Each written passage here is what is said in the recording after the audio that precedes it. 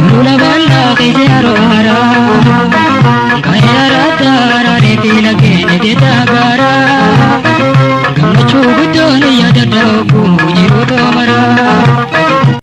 Duraan dursinee hordoftoota amantii musliimaa warreen ayyaana iidarraa jirtan maraan baga ayyaana ulfinaaf jaalalaa iida arafaa yookaan adhaan nu ga'e jenna. Naga isin gaafachuun daganne ashamaa akkam jirtan daawwattoota Oromiyaa Miidiyaa Neetwoorkii jaalatamoo nageenyi keenya ulfinaa bakka jirtan maratti isin haa dhaqqabu. Kun torbaanitti guyyaa tokko kan qindaa'u qophii qe'ee Oromiyaati. Qopheessan sagantaa kanaa an Badrii Yuusufi ogeessi kaameraa fi teknika keenya Abdii Jamaal ammoo qophii kana piroodaakshina bareedan isin biraan gaha. Hanga xumuraa sagantaa keenyatti akka nu faana turtan kabajaan isin afeerra. Amma kallattumaan gara qophiitti ceena. Sula banda kejaro hara, kaya rata rare tila kene detagara. Gamuchu gudoni yada dauku jiru domara.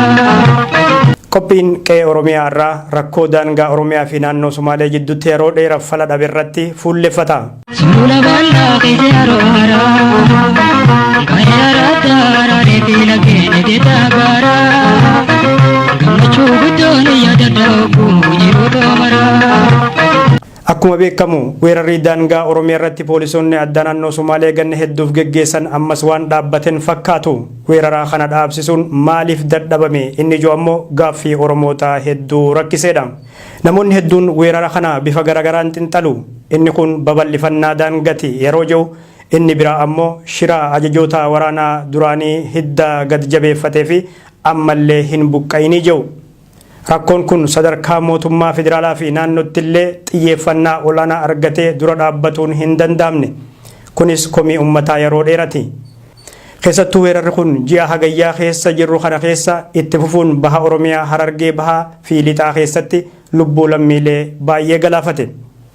Keessattuu weerara aanaa Mayyuu Mulluqqee irratti bananiin jiraattota naannicharraa namoonni 45 ol ajjeefamanii kanneen biroo 40 madaa'uu tibba dabre kana keessa gabaasuun keenya ni yaadatama. Gareen poolisoota addaa naannoo Somaalee duula kana bane lubbuu namaa galaafate gandeen itti seenanii gara laafina tokko malee maatii tokko bakka takkatti fixan. Jiraattonni araddaa hedduunis qe'eef qabeenya isaanirraa akka godaanan sababa tahan. Kan hedduu nama ajaa'ibu ammoo humnoonni kanneen meeshaa waraanaa gurguddoon deeggaramanii yakka kana biyya sirna tokko bultu keessatti raawwatuu isaaniiti. Gaafatamtuun biiroo koominikeeshinii aanaa Mayyuu Mulluqqee aadde Tizitaan gareen kun duula banee kanaan dubartoota, daa'imman, manguddoota, qaroo dhabeeyyiillee osoo hafin masjiida keessatti itti seenanii fixuu isaanii sabaa himaaleef yaada laataniin mirkaneessanii jiru. Raayyaan ittisa biyyaa bakka rakkoon kun itti dhalaterraa kiiloomeetira 2 qofa fagaatanii argamanis ummata haala gaddisiisan dhumate kanaaf dirmannaa godhan hin qaban akka jiraattonni jedhanitti. Manneen jiraattotaa gubuun cinattis buufataalee fayyaa naannichatti argaman cabsuun qoricha keessatti argamu maraa humnaan saamanii fudhatan poolisoonni addaa naannoo Somaalee. Lammiilee hedduus araddoota 4 keessaa humnaan qabeenya isaanirraa godaansisuun magaalaa aanaa Uusee keessatti hanga ammaa rakkataa akka jiran odeessi boodana bahee ni mirkaneessa. Aanaaleen akka Cinaksan, Baabbilee, Miidhagaa Tolaa fi Gursum akkasuma kanneen birootis naannoo weerara poolisoota addaa kanaan akka malee dadhaban akka ta'e beekamaadha. Bifa wal fakkaatuun Harargee lixaa aanaa Mi'eessoo araddaalee akka waltaanee fi qaqilliftuu jedhaman irratti lolli poolisoota addaa naannoo Somaalee qindaa'e tibba dabre kana keessa geggeeffame lubbuu lammiilee galaafate. Godina Baalee aanaalee garaagaraa keessatti duula wal fakkaataa geggeessaniinis miidhaa dhaqqabsiisan. Kibba Oromiyaa godina Booranaa magaalaa Moyyaalee fi aanaalee naannichatti argaman hedduurrattis bifa wal fakkaatuun duula qindaawaa raawwataniin gareen poolisoonni addaa naannoo Somaalee lubbuu lammiilee galaafataa turan. Qaamonni akka kana geggeessaa jiranii fi duuban jajjabeessuu irratti argaman ammoo hanga ammatti ifaan ifatti qoratamanii seeraaf hin dhihaanne. Aangoonni bulchiinsa mootummaa naannoo Somaalee pirezidaantii naannichaa dabalatee taayitarraa kaafamanis haalli jiru garuu abdii fi tasgabbii waan horateen fakkaatu. Araddoonni bulchiinsa mootummaa naannoo Oromiyaa jala seeran turanis yeroo ammaa humnoota kanneeniin to'atamanii jiru. Humni kun sodaa fi birrannaa tokko malee daangaa Oromiyaa keessaa qaxxaamuruun duula geggeessuuf ammallee hidhannoon isaa akkuma jabaatetti jira. Dhaabbileen mirga namoomaa falman kanneen akka Amnesty International fi Human Rights Watch humni kun akka diigamuu fi qaamonni akka hojjetanis adda baafamanii qoratamuun seeraaf akka dhihaatan irra deddeebi'uun gaafataa jiru.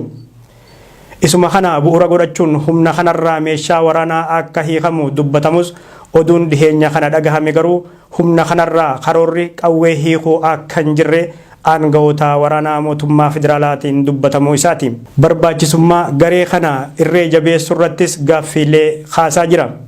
Keessattuu dhimma kana ilaalchisuun dubbiin Meejar Jeneraal Muhammad Tasammaa poolisoota addaa naannoo Somaaleerraa hidhannoo hiikuuf mootummaan federaalaa karoora hin qabu duraanis mootummaa federaalaatu hidhachiise waliinis hojjetaa jira jettu hedduu biratti komii kaasee jira. Hundeeffamni garee kana addaa kan tahee fi komishinii poolisii jalaa kan hin jirre itti gaafatamni isaatis pireezidaantii naannichaa duraanii Muhammad Abdii Umar akka tahee beekamaadha. Ministeera raayyaa ittisa biyyatti daayirektarri olaanaan indoktrineeshinii sabqunnamtii Meejar Jeneraal Muhammad Tasammaa hundeeffamni poolisoota addaa naannoo Somaalee bu'uura seeraa akka qabutti amanu. Ijaaramiinsa fi bobba'iinsa gareen kun taasiseen badii dhaqqabeef gaafatamni kan pireezidaantii naannichaa duraanii Abdii Ilee fi jeneraalota TPLF duuban jajjabeessaa turanii fi jiran akka ta'e jiraattonni yeroo garagaratti himataa turan. Gama biraatiin lammiileen Oromoo sababa weeraraa fi rakkoo gareen kun dhalcheen naannichaa fi daangarraa buqqifamanii mooraalee qubsumaa garagaraa keessatti argaman haalli jireenya isaanii ammallee sirranne. Magaalaa Adaamaa keessatti lammiileen Oromoo humnaan qe'eef qabeenya isaanirraa godaamsifaman manneen irratti gubatee jira. Booranaa fi Baalee keessattis rakkoon wal fakkaatan akka jiruutu himama. Warreen naannawa magaalaa Finfinnee qubsiifamanis haalli jireenya isaanii waan hin sirratiniif jecha dararaa dadhabatanii rakkoo dhalli namaa hin mallee shiraan isaan mudateen mankaraaraa jiru. Handura Oromiyaa magaalaa Finfinnee keessatti warreen daangarraa sababa weerara poolisoota addaa naannoo Somaaleetiin buqqifaman dirreerratti harcaanii biyyuma isaanirratti akka baqataa biyya biratti mirga dhablee ta'anii qorraa fi aduun waxalamaa jiru lammiileen Oromoo. Lammiilee kanneen keessatti dubartoonni ulfaa fi amma dahan daa'immanii fi manguddoonni dhiira fi hawwanii akka argamanillee gabaafamaa jira. Kan hedduu nama gaddisiisu ammoo lammiileen Oromoo magaalaa Finfinnee keessatti daandirratti harcaanii argaman kanneen gargaarsa namoomaa hatattamaa qaamota mootummaaf miti mootummarraa dhabuu isaaniiti. Mootummoonni naannoo fi kan federaalaatis dirqama lammiilee kanneen deebisanii qubsiisuuf qabaniin cinatti madda rakkoo isaan baqachiisee gogsuuf harkifannaan jiru abdii lammiilee kanneenii waan dukkaneesse fakkaata. Sababuma kanaan walqabatee baqattoonni Oromoo biyyoota Jabuutiif Somaaliyaa bulchiinsa Puntlaandii keessatti argamanis rakkoof saaxilamuu isaaniiti. Magaalota Boosaasof Gaalka'aa yoo jedhaman keessatti baqattoonni hedduun reebamanii jiru, saamamanii jiru, kan ajjeefamanis ni jiran. Biyya Jabuutii keessatti rakkoo poolisoonni addaa naannoo Somaalee biyya keessatti dhalchan kanaan baqattoonni hedduun ajjeefamanii jiru. Hidhaa, saamichii fi tumiinsi carraa isaanii tahee jira. Dhiheenya kana ammoo baqattoonni haala jiru dadhabatanii gara biyya abbaa isaanii Oromiyaatti deebifamanii jiru. Baqattoonni deebifaman kanneen mirgi isaanii sarbamee qabeenya horatan irraa harka qullaa biyyatti dachaafaman. Egaa rakkoon uummata Oromoo baroota lameen kana mudate waan duraan hin turinii fi kan kana isa mude poolisoota addaa naannoo Somaalee warra shiraan deeggaramaniin akka tahe hin mamsiisu. Humni maqaa poolisoota addaa naannoo Somaalee jedhuun naannicha keessatti hundeeffamee fi yakkoota lammiilee irratti raawwate kun baay'inni isaanii 30,000 hanga 40,000tti tilmaamamus garuu herregni lakkoo isaa miseensota poolisoota addaa naannoo Somaalee qabatamaan hin beekamu. Baajanni rabadamuuf guddaa tahuu isaa garuu hin shakkisiisu. Meeshaaleen gareen kun hidhate lubbuu lammiilee ittiin galaafataa jirus gurguddaa fi ammayyaadha. Leenjii waraanaa gahaa fi weerara geggeesse bifa qindaa'een raawwatuuf gahumsa humna qabu. Oromoonni daangaa naannolee lameen irra jiraatanis kanuma mirkaneessu. Ji'uma dabre kana keessa muummeen ministeeraa Dr. Abiyyi Ahmad raayyaan ittisa biyyaa naannolee rakkoon kun itti uumametti bobbaafamanii osoo rakkoon dabalataa hin uumamin akka tasgabbeessu ajajanii turan. Ammas taanaan gareen kun naannolee Oromiyaa jala jiran keessa olii fi gad naanna'uun jiraattota gooluu hin dhaabne. Dhaabbanni mirga dhala namaaf falmu Human Rights Watch dhiheenya kana ibsa baasen yakka humni kun naannicha keessatti ganna 10 oliif raawwataa tureef pireezidaantii Abdii Illee gaafatamaa taasisuun michoonni isaaf amanamoo ta'uun gochaa hamaa uummata irratti raawwatan seeran akka gaafataman mootummaa Itoophiyaa gaafatee jira. Biyya heera fi seera tokkoon gaaddisa alaabaa takkaa jalatti bultuu keessatti naannoon tokko hanga barbaadamee ol hidhatee naannoo ollaa irratti yeroo duulu lubbuu lammiilee galaafatu kun dhugaa biyyattiin keessa jirtu kan saaxilee fi nagaan waliin jireenya ollummaa naannolee lameenii kan danqe tahee jira. Rakkoo daangaa kana furuuf hayyoonni Oromoof Sumaalee keessa fi alaan irratti hojjetuu fi qaamonni mootummaa naannolee lameenii yeroo garagaratti walitti dhufanii mari'atanis garuu firiin argame lubbuu namaa guyyarraa badduu fi dhiiga dhangala'uu akkasuma immoo qabeenya saamamuu fi barbadaa'uu dhaabsisuun hin danda'amne. Rakkoon kun hariiroo naannolee lameenii yeroorraa gara yerootti addaan fageessuu fi wal xaxaa godhuun cinatti wal qunnamtii saboonni obboloota tahan lameen barootaaf qaban walitti hidhamiinsa daldalaa jirus akkasuma laamshessaa deeme. Ammas taanan hariiroo naannolee lameenii bakka duritti deebisuuf qaamonni quuqama saboota lameenii qaban boqochaa waan jiran hin fakkaatan.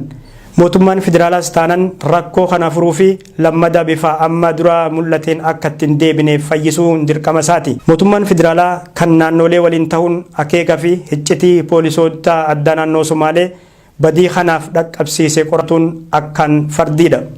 Komii fi lafa naannolee daangaa falmisiisoo ta'an amma dura rifarandamiin irratti geggeeffame sagalee uummataan murtii dhumaa argatan daddaffiin sararuun nageenya fi tasgabbii naannoo isaanii irratti hojjetuun waan yeroon hin kennamneef. Tolegaa daawwattoota Oromiyaa Miidiyaa Neetwoork qophiin qe'ee Oromiyaa dhimma daangaa Oromiyaa irratti qindeessine asuma irratti goolabamee jira. Nu waliin turuu keessaniif galataa argadhaa jecha qophii itti aanuun hanga walitti deebinu warra torbaanii nu haa taasisu. Sula balla ke jaro hara